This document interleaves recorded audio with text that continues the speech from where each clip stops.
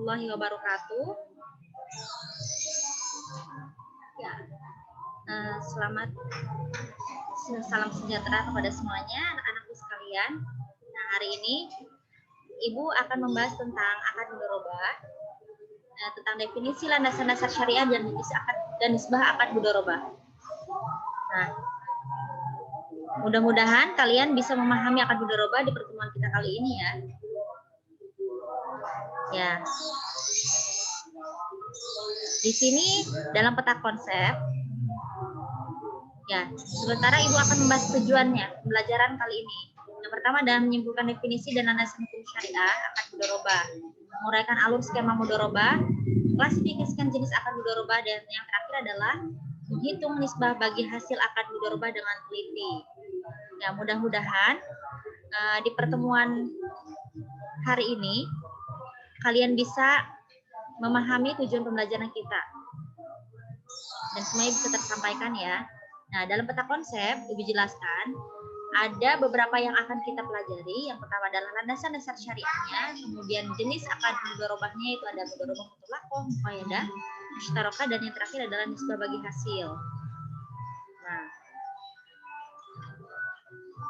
Nah, di sini definisi akad mudharabah ada menurut bahasa atau adarbi fil adli, yaitu bepergian untuk urusan dagang.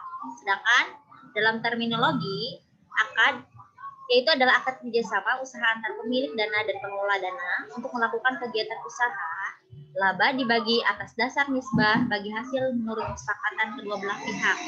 Sedangkan bila terjadi kerugian akan ditanggung si pemilik dana kecuali disebabkan oleh kecurangan dan kelalaian oleh pengelola dana. Ya, mudah-mudahan kalian bisa memahami materi kali ini ya. Kemudian di sini ada landasan hukum dan dasar syariah Al-Qur'an. Ya, menurut ijma' ulama, hukumnya akad mudharabah adalah jaiz atau boleh.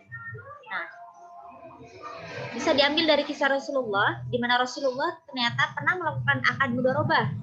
Di mana Rasulullah di sini menjadi sebagai pengelola dana atau pengelola usaha dan Siti Khadijah itu sebagai pemilik dananya.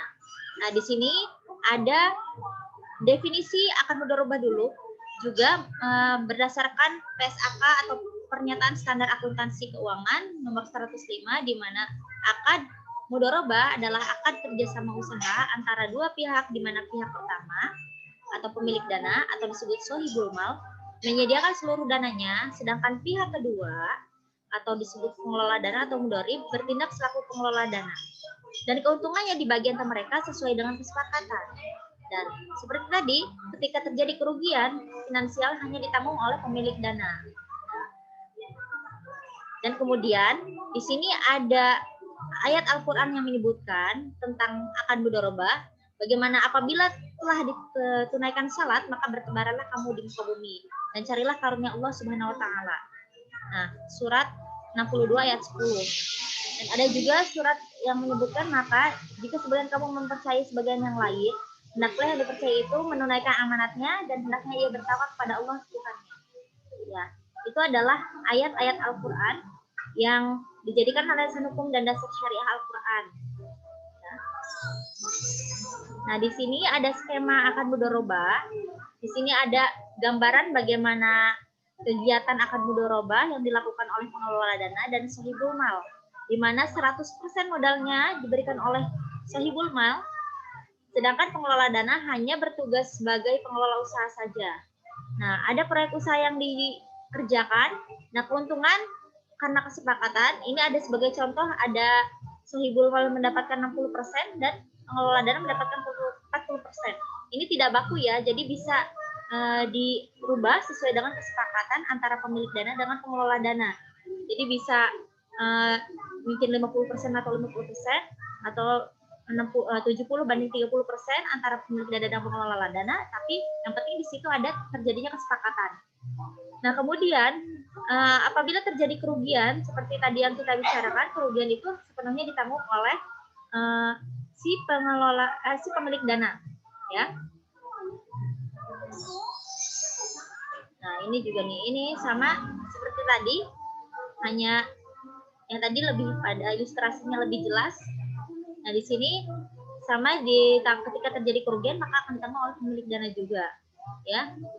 Di mana pemilik dana dan pengelola dana menyepakati akan mudharabah, sesuai akan mudharabah yang dikelola, kemudian misalnya ketika terjadi laba atau rugi, maka jika untuk dibagi sesuai nisbah dan ketika terjadi kerugian, maka akan ditanggung oleh pemilik dana. Oke, semoga semuanya paham ya untuk materi ini. Nah, di sini selain itu akan mudharabah juga terbagi jenisnya menjadi 3 bagian. Nah, di mana ada mudharabah mutlaqah yang pertama adalah akad di mana pemilik dana memberikan kebebasan dalam pengelola dana dan pengelolaan investasinya. Jadi tidak terikat ya ketika melakukan kegiatan akad mudharabah ini, boleh si pengelola dana melakukan usahanya sebebas mungkin. Tidak dibatasi oleh si pemilik dana. Nah, kemudian yang kedua adalah akad mudharabah muqayyadah. Nah, ini adalah kebalikannya dari akad mudharabah mutlaqah, di mana pemilik dana memberikan batasan kepada pengelola dana, antara lain mengenai dananya, lokasinya, cara pekerjaannya, sampai si detail itu ya. Kemudian ada objek investasi atau sektor usaha yang dibatasi atau terikat ya sesuai dengan keinginan si pemilik dana. Nah, kemudian ada yang terakhir adalah mudharabah musyarakah. Nah, di mana ada mudharabah musyarakah ini adalah di mana si pemilik dana maupun si pengelola dana sama-sama menyertakan modalnya, ya. Jadi kedua-duanya sama-sama berkontribusi memberikan modal. Nah, jadi nisbahnya maka disesuaikan ya.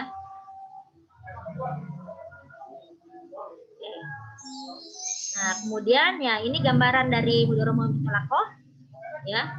Jadi di mana di pasar ini jadi tidak dibatasi, bebas mau usahanya seperti apa. Nah, di sini ada tempat usahanya, kemudian jenis pinjamannya atau investasinya, mudharabah mutlaqah, kemudian dikelola seperti apa, ini diberi kebebasan. Oke, disebut investasi tidak terikat. Nah, kemudian selanjutnya ada penyaluran investasi terikat atau mudharabah muqayyadah. Nah, ini gambarannya. Nah, jadi kebalikannya di sini ternyata hanya usaha koperasi mandiri saja yang harus dikelola dalam hal ini contohnya ya. Maka si pengelola dana harus mengikuti keinginan pemilik dana, yaitu hanya melakukan kegiatan operasi usaha mandiri saja, tidak boleh melakukan usaha yang lain. Nah, di sini yang terakhir adalah mudharabah musyarakah ya, di mana kedua-duanya sama-sama menyertakan modal dalam kegiatan usaha ini atau dalam akan mudharabah ini.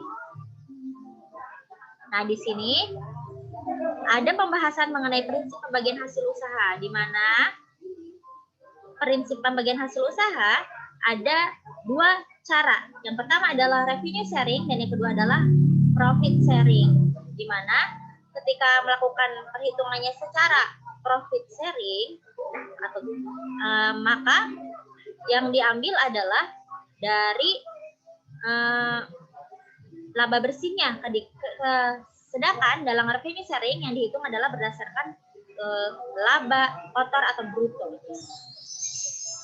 Nah, di sini ini adalah gambarannya, contoh dari revenue sharing dan profit sharing, di mana ada penjualannya sebesar 100, kemudian harga pokok 65, dikurangi memperoleh laba sebesar 35, dikurangi lagi dengan beban 25, maka laba rugi atau bersihnya sebesar 10 rupiah dalam profit sharing. Nah, ini adalah contoh kecilnya. Nah, contoh perhitungan nisbah bagi hasil. Di sini ada penjualan 1 juta rupiah, kemudian dikurangi HPP sebesar 650.000 rupiah, menghasilkan laba kotor sebesar 350.000 rupiah, kemudian dikurangi dengan kurangi dengan beban, maksudnya biaya-biaya, menghasilkan 150.000 rupiah, maka laba bersihnya adalah sebesar 100.000 rupiah. Karena dengan menggunakan metode profit sharing, maka yang dihitung adalah ketika ada pembagian hasil 70% atau 70/70, di mana ini adalah hasil kesepakatan antara pemilik dana dengan pengelola dana, maka perhitungannya adalah seperti demikian. Pemilik dana misalkan 70% dikalikan dengan 100.000, di mana 100.000 itu adalah laba bersihnya, kemudian menghasilkan perolehan untuk pemilik dana sebesar 30.000 rupiah. Nah, untuk pengelolanya ada 70% dikali dengan 100.000 rupiah, maka yang diperolehkan adalah untuk pengelola dana sebesar Rp70.000. Nah, di sini kemudian ada metode revenue sharing. Ya, di mana sesuai dengan kesepakatan juga nisbahnya adalah 10/90%. Ya, di mana pemilik dana memperoleh 10% dikalikan dengan laba kotor sebesar Rp350.000, maka memperoleh Rp35.000. Nah, kemudian pengelolanya ketika memperoleh 90%, maka dikalikan dengan laba bruto sebesar Rp350.000 menghasilkan keuntungan yang diperoleh adalah sebesar Rp315.000. Nah, ini adalah pembahasan kita dalam akad mudharabah serta penghitungan nisbah bagi hasil usahanya. Mudah-mudahan kalian memahami betul dengan materi ini, dan kita akan bahas lagi materi ini di pertemuan berikutnya, karena ini adalah bagian dari video pembelajaran Ibu yang Ibu sharing ke kalian untuk dipelajari terlebih dahulu sebelum kita masuk ke dalam materi ini. Ya, mudah-mudahan kalian semuanya memahaminya. Ya, sampai bertemu lagi di pertemuan untuk materi akad mudharabah. Semoga kalian bisa paham, insya Allah. Assalamualaikum warahmatullahi wabarakatuh.